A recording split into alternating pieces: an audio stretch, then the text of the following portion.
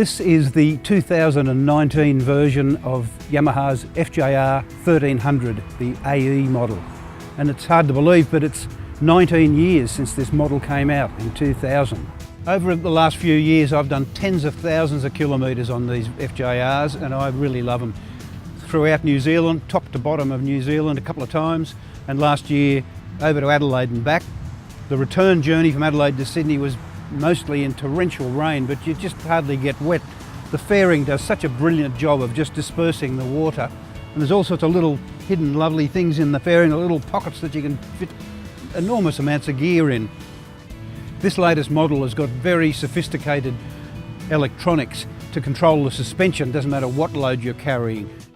Just from the left-hand switch you can control any kind of load configuration. You've got settings for rider, passenger, and varying degrees of luggage, 4 different settings there, plus you've got 3 settings within that for damping, hard, medium or soft. So actually there's a combination of 12 different settings that you can play with.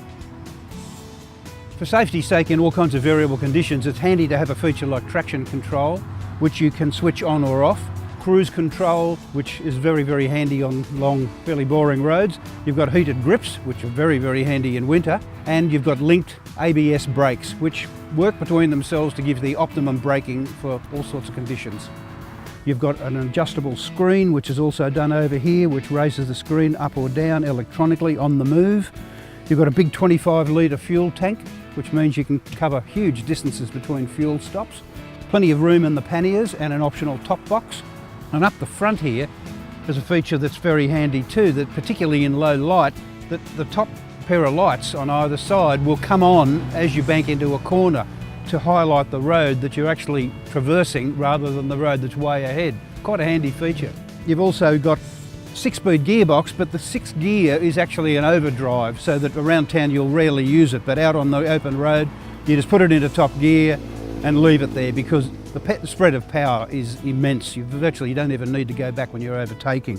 The gearbox also has got an assist slipper clutch, which means that on down changes, back changes, it will kick in and just make that transition a hell of a lot smoother.